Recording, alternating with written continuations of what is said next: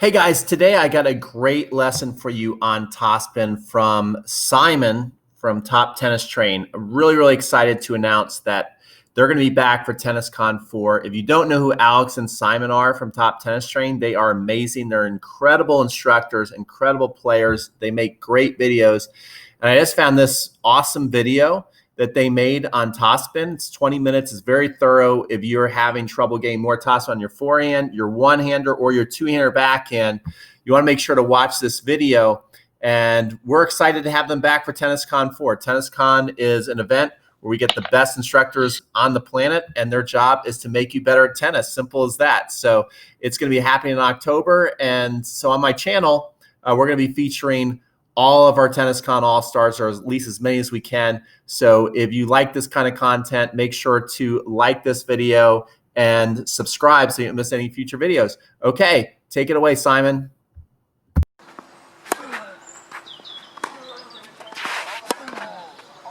Do you want to be able to hit with topspin on your forehand or your backhand ground strokes? Or maybe you already have some spin, but you want to increase it and hit with that heavy topspin, kind of like Nadal? Well, if that's you, you've clicked on the right video, and in just a few moments I'll show you a few simple tricks that will help you to produce more spin on your forehand, on your two-handed backhand, and on your one-handed backhand.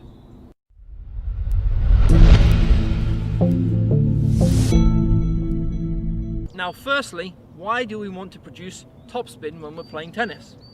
Now if we think about the two main obstacles, the first one of course is clearing the net. Now the second obstacle is keeping the ball in court. So in order to eliminate both of those obstacles, clearing the net and getting the ball to dip before the lines, topspin is the magic ingredient.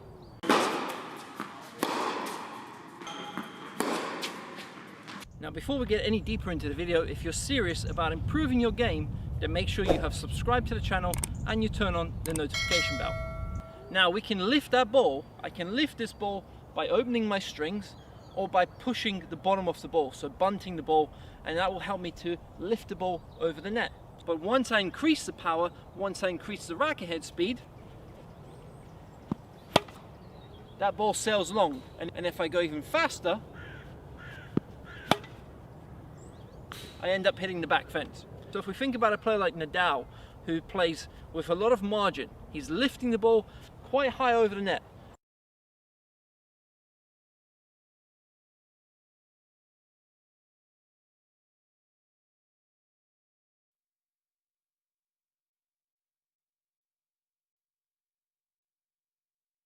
And on clay, we can see that Nadal sometimes lifts the ball with an extra 2 or 3 net levels.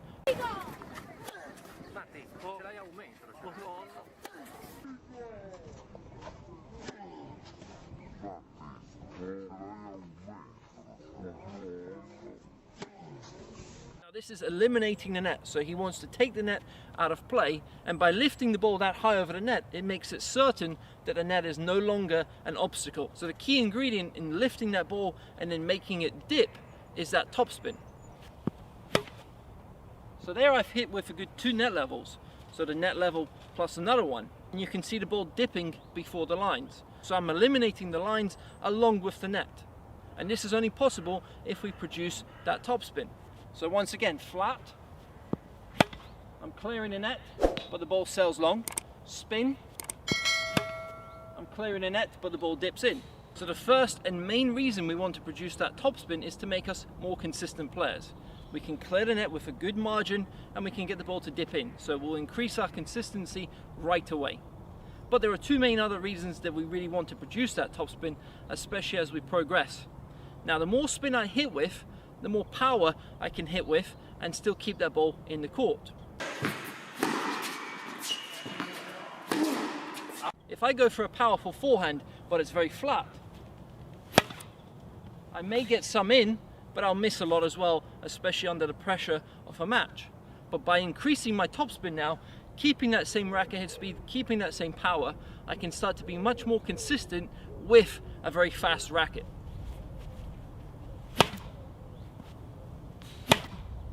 So I feel like I can hit those balls as hard as I want to, but the ball stays in the court because of the margin over the net and because I have a lot of spin to make that ball dip in. So I can be very aggressive with my racket all the way through that contact point. I don't have to slow down, whereas the players who hit very flat, when they get in the tight moments in a match, you'll see that they start to slow down the racket and start guiding that ball. Another major reason you want to produce that topspin is when you're hitting the ball flat, unless you're going for a winner. So there's a time and a place to hit the ball flat, but it's the right time and you have to choose the right ball. If you're just hitting the ball flat and kind of pushing the ball, guiding the ball, it becomes a very easy shot for this player down there to deal with. The ball starts to sit up right into most players' strike zone. So for most players, they like to hit the ball around waist height. And by hitting the ball flat, the ball will then sit up to around that height and make it very easy for the opponents to attack you. But when you increase the topspin and you lift that ball with more net clearance, all of a sudden when the ball bounces on the opponent's side, instead of just bouncing and sitting up in their strike zone, the ball should bounce and travel way past that strike zone up to around shoulder or even head height if you hit it very aggressively. So by increasing my spin, by increasing my net clearance, I can now hit that ball with a lot of power and force that player to now be pushed back way behind the baseline to end up dealing with these high balls.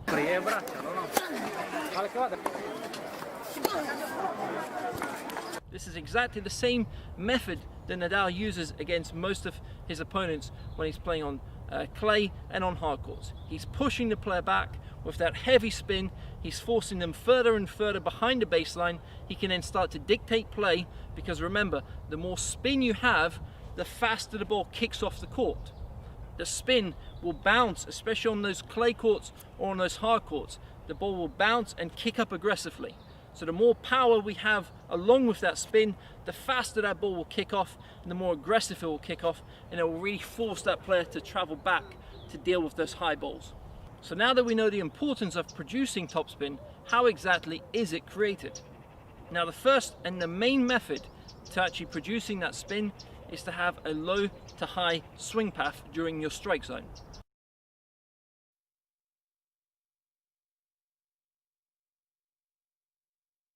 So if we imagine this ball as a clock, we have 12 o'clock on the top and 6 o'clock at the bottom. When I want to produce that heavy topspin, my main focus is to get the racket head under that ball level. So if you're making contact here, your racket needs to be around this position.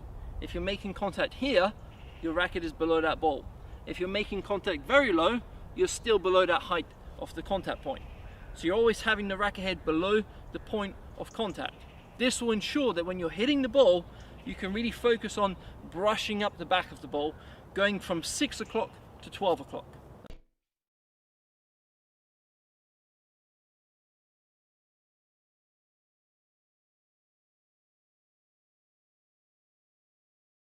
Easiest way for you to instantly improve that topspin and see that increased net clearance. 6 o'clock to 12 o'clock, I can straight away lift that ball over the net and produce that spin. So a low to high swing path is crucial in producing that spin. But there's also another way for you to increase your spin instantly, and this is by adjusting the angle of the strings. The side of the strings I'm going to make contact with, I start to close it prior to contact. So my strings in this position are slightly close to the ground. I can even close them all the way if I want to produce a really heavy topspin shot.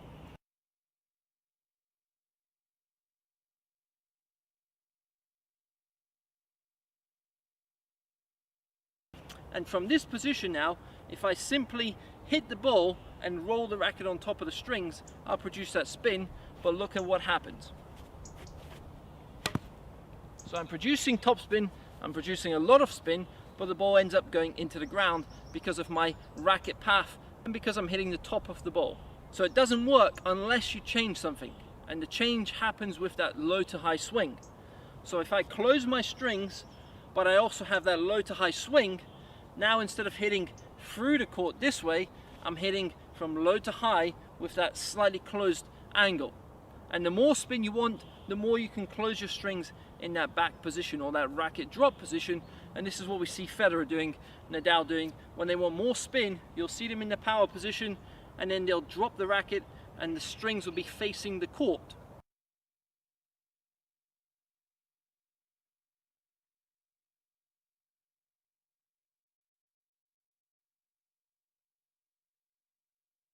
Here's a very simple trick for you to feel that change in the angle of the strings and what it actually helps you to do with that ball. So flatter shot, my strings are facing the right side of the court in this position, and you'll see the ball flight. Quite flat. I'm still producing that brush, but it's quite a flat brush. Then I start to close the strings and you'll see a massive difference. So once again, the flat shot and the spin.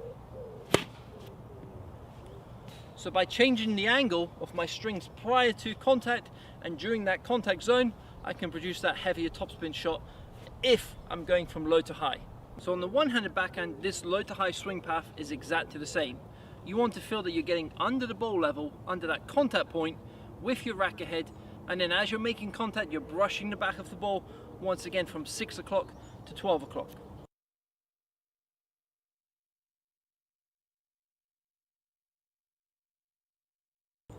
For the two-handed backhand, is exactly the same method. We want to feel that the top hand, so my left hand if I'm a right-handed player, is really dropping below that contact point, and as I'm hitting that ball, I'm using that top hand to brush up the back of the ball.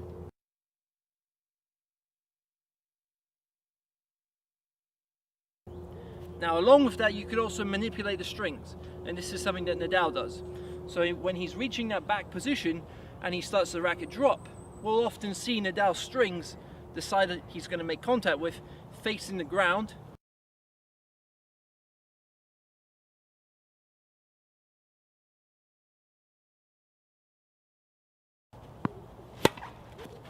So that was the flatter shot, and now I'll close the strings to the ground.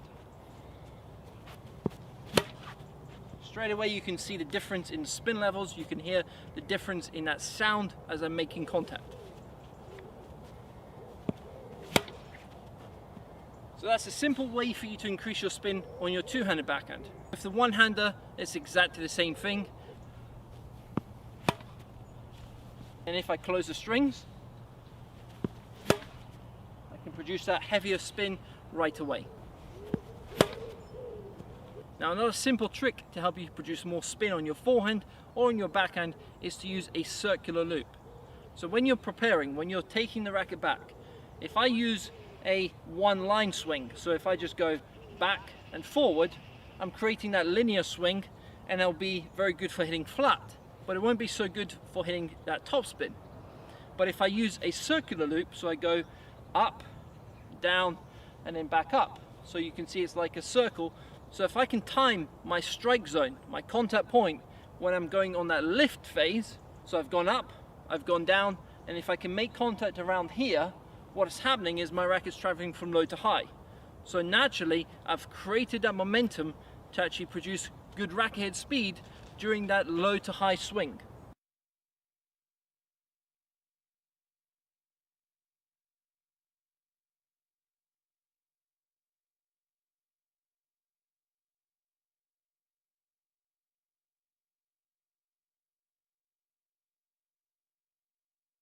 This is the same on your two-handed backhand. I can use that circular loop once again. Up, down, up.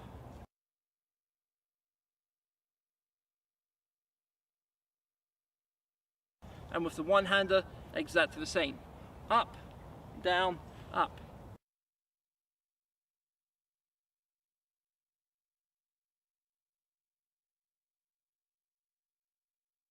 So if you can use that circular loop, and you can time the contact point when you're going upwards, then you'll have much more spin right away because you're using that low to high swing path. Now what happens is a lot of players use that loop and they still struggle to generate spin, often because they're making contact late. So if we think about the loop once again, once I take the racket up, once I start that drop, if I hit the ball somewhere around here, I'm starting to lift it, but it's at the very lowest position of that loop, and what happens is it's very hard to actually produce spin on the side of your body. So if you're someone who's struggling with spin, even though you're using a loop, you might be making contact on the side of your body, which is a very hard task to do. This could be the same on the two-handed backhand or the one-handed backhand, and that's exactly why we want to make contact out in front of our body on both the forehand and the backhand ground strokes. This is because we have that low to high swing, but it's much easier for me to produce that spin out in front of my body. So I'm brushing the ball, but in front of my body. So a linear swing, very good for producing that power and that flat shot, but it's not going to help me produce that spin. Now I'm going to use a loop and really focus on making contact when I'm lifting the racket from that low to high position.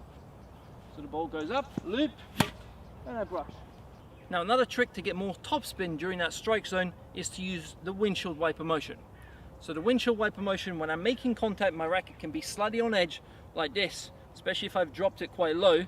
So prior to contact, I might get into this kind of position with my racket head tilted below the grip level. So I'm in that position here, and as I start to hit the ball, I can make contact around this position, and the tip of the racket now goes from that dropped position to the racket now pointing up to the sky. So the tip of the racket goes from low to high.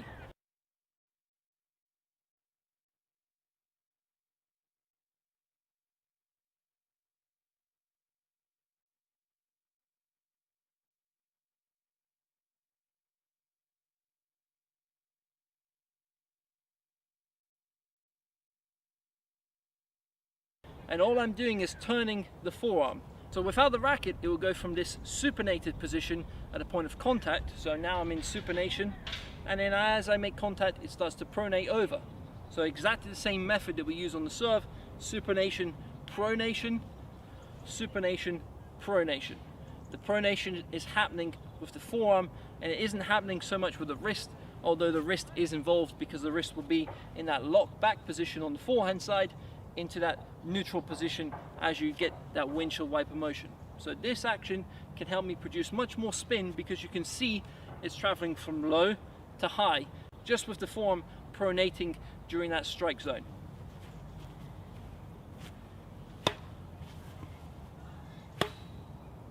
Now on the two-handed backhand, this would happen from your top hand.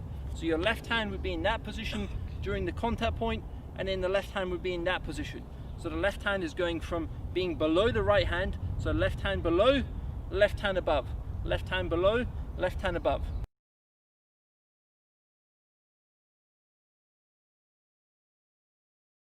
That same motion can be done on the one-handed backhand as well.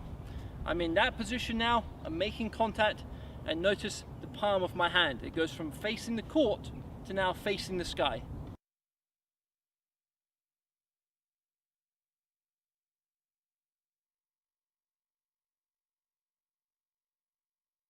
So facing the ground, facing the sky. And all I'm doing, if I don't even move my arm here, I just now use my forearm to turn over. Palm is facing the ground, palm is facing the sky. Look at what happens with my racket head. Palm to the ground, palm to the sky. You can see that I'm now getting that low to high swing path just by using the forearm to turn over. So from that position, I'm making contact, palm opens up. Palm down, palm opens up. So I'm creating that low to high swing path on the forehand, two-handed backhand, and the one-handed backhand by using my forearm to supinate and to pronate.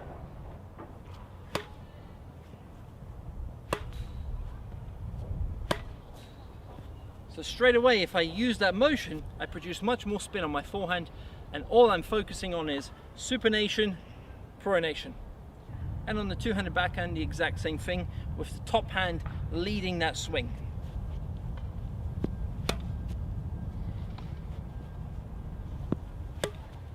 So racket's down, racket up, and my top hand is doing the work for me. And with the one-handed backhand, now I'm focusing on palm facing the ground when I make contact, palm facing the sky on the finish. So palm down, palm up.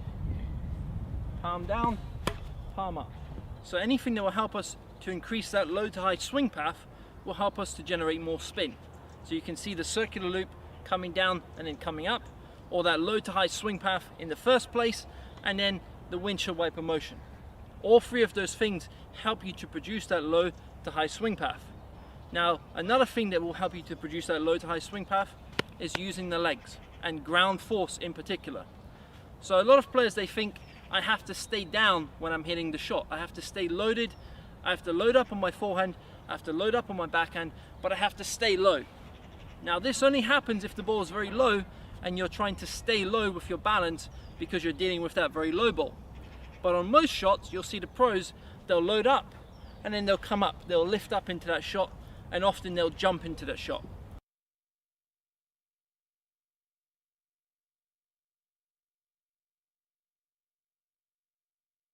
So by loading up, especially in the open stance, if we're taking the forehand to begin, if I load up in that open or semi-open stance, from that position, if I stay low, I can produce that low to high swing, but I'm losing out on that potential ground force into that shot. If I load up, however, and I drive up as I make contact, I'm now getting even more power in that low to high swing path, and this will only increase my spin. And this is the exact same method on my two-handed backhand. I can load up in this position even with the neutral stance, and as I hit the ball, I can lift up. So you don't want to lift up too early because then the timing will be thrown off, but you're lifting up as you're making contact. So I'm down, I start to go towards contact, and I'll start to use that low to high swing along with my leg drive. So I'm getting down, and I'm coming up. Getting down, sitting down, and I'm coming up. And a very simple way for you to feel that is imagine you're sitting in a chair. So whenever you're setting up for your shot, you're sitting in a chair and you're lifting up, you're standing up. So I'm sitting in the chair, I'm standing up. I'm sitting in the chair, I'm standing up. So sitting down, standing up. And I can also use the legs on my one-handed backhand. So as I load up into that power position, I'll get down with my legs. I'll normally use the closed stance on that backhand if I can, because I want to have that weight transfer from the back leg to the front leg. But as I get on that back leg, I'm loading up on it. I'm not standing up like a statue. I'm getting down, I'm sitting in the chair. As I make contact, I can lift up. So sitting down, lifting up. And if I can time that down and up action, this will help me to increase that low to high swing path and get more power on any particular stroke. I'm going down, I'm coming up. Down, up. Down, up. So I'm exaggerating this knee bend now. And I drive up. Exaggerate, drive up. Exaggerate, drive up. And the faster I can use that leg loading and unloading, the more spin I can produce if I'm using the right swing. So I can be in that position, load, unload. So there you have it, guys. I hope you've enjoyed this video. I hope you've learned something new, and I hope the next time you're out there playing, you'll be playing with as much spin as Nadal. Now, if you have enjoyed this lesson, click on that like button, subscribe to the channel as well, and make sure you turn on that notification bell. Also, leave a comment down below. Is there any lessons you would like to see in the near future? Signing off, Simon from TTT. All the best, and see you soon, guys. Okay, so that was a great video from Top Tennis Training. They are awesome. So if you like this video, you definitely want to run over to their channel, Top Tennis Training on YouTube, and subscribe. And also, if you're interested in learning more about TennisCon and getting on our early bird alert list, make sure that you go to the description box below and you get on our early bird list. So we'll be coming back with a lot more videos from our TennisCon All-Stars here. This is going to be launching in October. So I really like to get you guys pumped up for this event. It's really, really great.